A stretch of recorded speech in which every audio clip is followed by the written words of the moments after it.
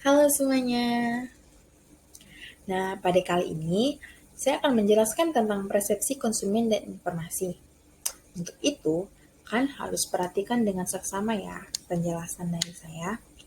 Oke, kita langsung ke materi. Persepsi konsumen. Persepsi konsumen adalah proses saat konsumen memilih, mengorganisasi, serta menginterpretasikan informasi menjadi suatu arti tersendiri bagi dirinya. Persepsi memegang peranan penting dalam konsep penentuan posisi, karena manusia menafsirkan suatu produk atau merek pasti akan melalui persepsi. Nah, adapun faktor-faktor yang mempengaruhi persepsi tersebut, menurut Stephen Robbins pada tahun 2003. Yang pertama, pelaku persepsi, yang dimana cara pandang individu dalam mencoba menafsirkan dan dipengaruhi oleh karakteristik pribadi dari pelaku individu. Yang kedua, target atau objek, yang dimana karakteristik-karakteristik tersebut, target yang akan diawali dapat mempengaruhi apa yang akan dipersepsikan. Yang ketiga, situasi, di mana unsur-unsur lingkungan mempengaruhi persepsi seseorang. Unsur-unsur itu misalnya tempat, waktu, cahaya, ataupun faktor situasional yang ada. Nah, adapun proses-proses persepsi tersebut. Yang pertama, sensing. Sensing ini dicirikan dengan kemampuan panca indera atau indera fisik kita. Misalnya, pelanggan akan menggunakan tahap ini untuk mengumpulkan semua pengetahuan atau informasi yang ada tentang produk perusahaan. Misalnya, saya sedang melihat bahan-bahan pakaian yang akan saya gunakan nantinya untuk di acara. Pasti akan saya melihat ukuran, bahan, ataupun nilai estetika-estetika yang ada di pada produk pakaian tersebut. Nah, lanjut ke organizing. Pada tahap ini, pelanggan akan memproses seluruh informasi yang telah mereka peroleh dan menafsirkan nilainya berdasarkan konteks, kebutuhan pribadi, serta faktor lainnya yang sangat subjektif. Selain itu, pelanggan juga akan menentukan kebutuhan mereka dan membandingkan dengan aspek lain yang pasti akan mereka anggap penting. Misalnya nih, saya membeli sepatu olahraga. Pasti saya akan memprioritaskan harga, tetapi juga soal warna, kualitas, ataupun hal-halnya. Karena sangat sensitif sekali untuk harga ya. Apalagi kaum-kaum ibu-ibu nih. Nah, reacting. Pada tahap ini, pelanggan akan bertindak berdasarkan informasi dan keputusan yang mereka ambil selama tahap sensing dan organizing. Akan tetapi, faktor internal dan eksternalnya seperti kebutuhan pribadi dan ulasan online juga bisa mempengaruhi tindakan akhir mereka. Meskipun setiap reaksi dan faktor penyebabnya berbeda, pelanggan cenderung melalui proses evaluasi yang serupa sebelum akhirnya membuat keputusan. Jadi, untuk reaksi ini kita akan lebih sangat-sangat detail untuk memilih barang yang karena ini sangat berpengaruh. Oke, lanjut. Manfaat yang bisa diraih perusahaan dengan mengetahui customer perception. Yang pertama, memperkaya nilai merek dan menghadirkan lebih banyak kemungkinan. Yang kedua, menarik untuk kemajuan bisnis. Yang ketiga, peluang untuk memperbaiki kualitas produk dan layanan akan meningkat. Yang keempat, menciptakan brand loyalty. Yang kelima, biaya untuk menemukan dan mengiklankan produk pengganti karena berkurangnya drastis. Oke, lanjut ke citra. Citra merupakan sesuatu yang bersifat abstrak karena berhubungan dengan keyakinan, ide dan kesan yang diperoleh dari suatu subjek tertentu baik dirasakan secara langsung melalui panca indera maupun mendapatkan informasi dari suatu sumber. Nah, dalam citra ini pasti berupa tanggapan positif yang berbentuk dukungan, ikut serta, peran aktif, serta tindakan-tindakan positif lainnya. Nah, jika tanggapan negatif, pasti akan berbentuk penolakan, permusuhan, kebencian, ataupun bentuk negatif lainnya. Citra sendiri akan melekat pada setiap diri individu, maupun instansi tanggapan positif maupun negatif tergantung dari proses pembentukannya dan pemaknaan dari objek-objek sasaran pembentukan citra tersebut, serta semua orang memiliki hak untuk memaknai citra personal maupun instansi. Adapun jenis-jenis citra, yang pertama current image atau citra kini, yang dimana citra yang erat dengan kaitannya dengan word of mouth atau informasi yang diperoleh dari orang lain. Dalam citra ini kita harus berhati-hati, karena citra ini berkaitan dengan pengalaman seseorang mengenai suatu organisasi, instansi, perusahaan, yang kemudian akan diceritakan oleh orang lain, di mana hal tersebut tidak akan menjadi sebuah permasalahan. Ketika yang diceritakan itu positif mengenai instansi, tapi akan menjadi suatu permasalahan jika serius, jika pengalaman tersebut berbau negatif. Karena mengenai instansi itu pasti sangat sensitif, dan sifatnya juga akan permusuhan, kecurigaan, prasangka buruk, jika itu tentang hal negatif.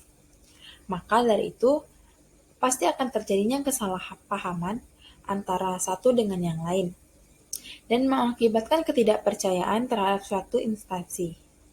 Yang kedua, wish image, citra keinginan, yang dimana harapan instansi dan diterima serta dimaknai dengan baik oleh publiknya.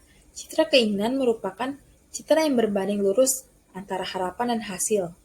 Instansi memiliki harapan positif dan publiknya menerima kesan tersebut secara positif. Yang ketiga, corporate image atau citra perusahaan, yang dimana upaya dari perusahaan ini mengenai tujuan perusahaan, tentang bagaimana citra perusahaan mendapatkan hal-hal yang positif, lebih baik dikenal dan diterima dengan baik oleh publik. Karena dalam hal corporate image ini, humas sangat-sangat berperan penting dalam mengupayakan untuk bertanggung jawab dalam memajukan citra perusahaan yang menjadi salah satu tujuan utama perusahaan. Selanjutnya, multi-type image atau citra serba aneka, yang dimana citra pelengkap dari citra perusahaan. Hal ini meliputi logo, atribut, identitas, brand name, ataupun para pekerja-pekerja profesional lainnya yang diidentikan dengan citra serba aneka yang diintegrasikan dengan citra perusahaan. Yang kelima, performance image atau citra penampilan, yang dimana citra ini lebih ditujukan kepada subjek dari perusahaan yang berkaitan dengan kinerja atau penampilan diri dari setiap anggota organisasi, sehingga dapat membawa citra organisasi. Nah, hal ini juga diartikan sebagai etika perusahaan, baik dari menyapa, bersikap, serta berinteraksi dengan pelanggannya. Oke, lanjut, kita akan ke pengolahan informasi. Nah, menurut Swell pada tahun 1986, memfokuskan perhatian pada bagaimana siswa memperhatikan peristiwa-peristiwa lingkungan dengan mengkodekan informasi untuk dipelajari, dan menghubungkannya dengan pengetahuan yang ada dalam memori, dan menariknya kembali pada saat dibutuhkan. Nah, dari prinsip teori ini, manusia merupakan proses informasi. Pikiran merupakan sebuah sistem pengolahan informasi, sedangkan kognisi adalah serangkaian proses mental, dan pembelajaran adalah penguasaan representasi mental. Adapun 5 tahap informasi. Yang pertama, pemaparan exposure. Nah, di dalam hal pemaparan exposure ini, kegiatan yang dilakukan untuk penyampaian stimulus kepada konsumen. Konsumen yang merasakan stimulus yang datang ke salah satu panca inderanya disebut dengan sensasi. Konsumen dapat terekspos pada informasi dalam lingkungannya, seperti strategi pemasaran. Adapun 2 jenis exposure terhadap informasi pemasaran. Yang pertama, exposure yang diinginkan, intentional exposure atau secara disengaja, dan exposure tidak disengaja atau accidental exposure ataupun random. Nah, saya akan menjelaskan tentang exposure yang disengaja, yang dimana membuat informasi pemasaran yang tepat tersedia ketika dimana konsumen membutuhkannya. Contoh ini, pramuniaga ditanya tentang produk-produk, pasti dia akan jelaskan secara langsung. Nah, contoh yang kedua, Sebuah perusahaan dapat mempresentasikan hasil produk-produk yang baru itu melewat seminar-seminar yang ada. Oke, lanjut kita ke exposure yang tidak disengaja, yang dimana memaksimalkan kemungkinan segmen-segmen pasaran terekspos pada iklan perusahaan mereka. Nah, misalnya di baliho-baliho di jalan, stiker yang ditempel di tempat umum. Biasanya pada exposure ini lebih menempatkan gambar-gambar atau stiker-stiker ataupun gambar-gambar yang menarik dan warna-warna yang sangat beragam dalam memanfaatkan kecanggihan elektronik iklan seperti billboard atau TV. Yang kedua, perhatian atau attention. Tidak semua stimulus yang dipaparkan dan diterima konsumen akan memperoleh perhatian yang sangat berlanjut dengan pengolahan stimulus tersebut.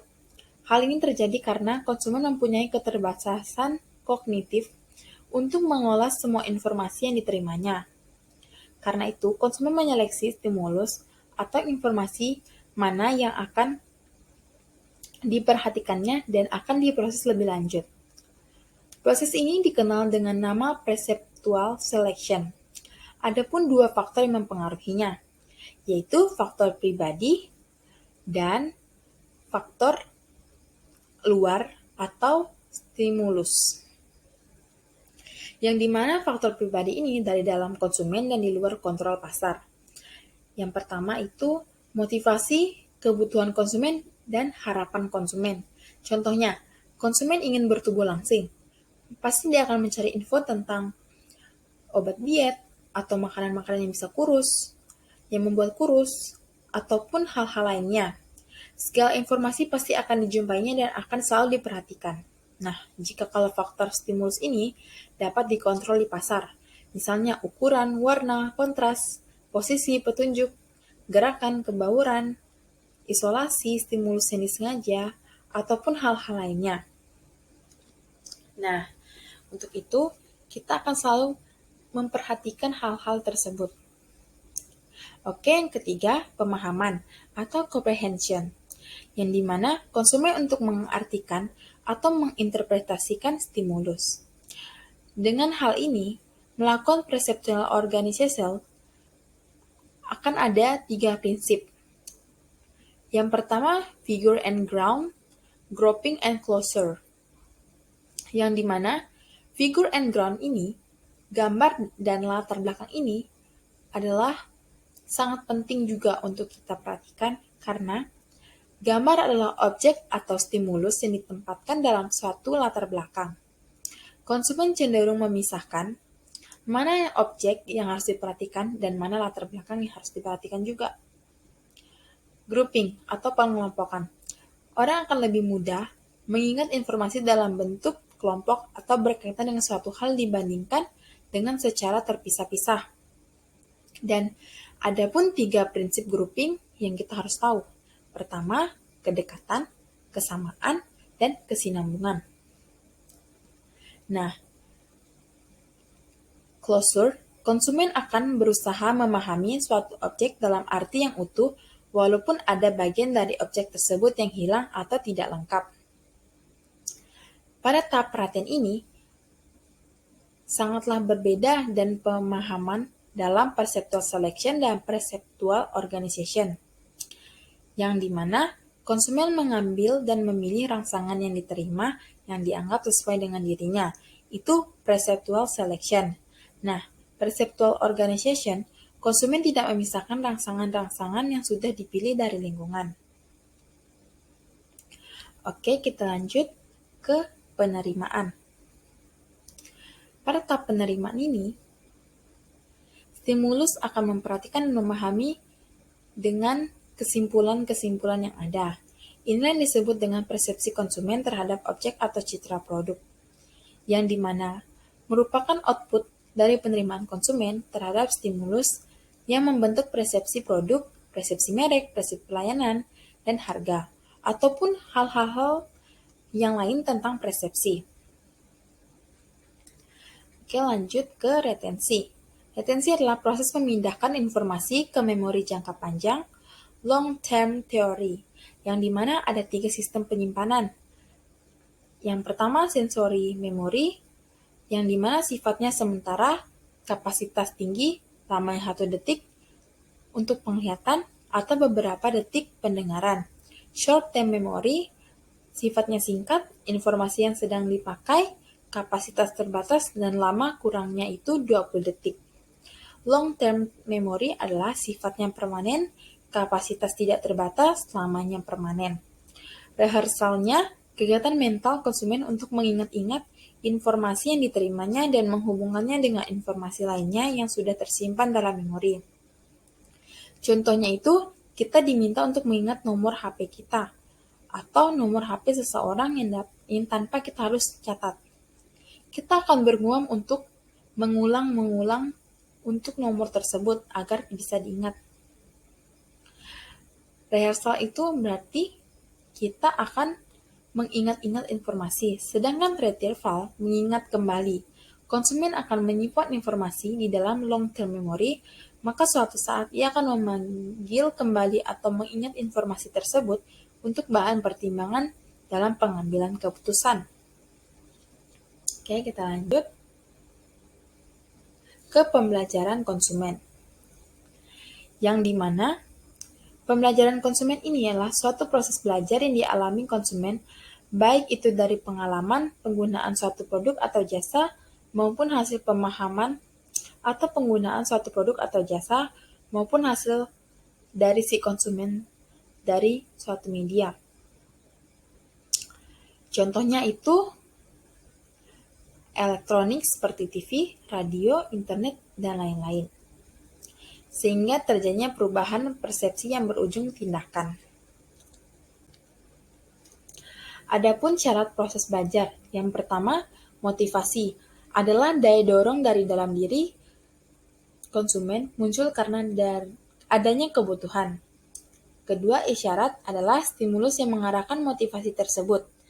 Iklan, kemasan, harga, dan produk display adalah stimulus atau isyarat yang mempengaruhi konsumen untuk memenuhi kebutuhannya. Yang ketiga, respon, reaksi terhadap isyarat.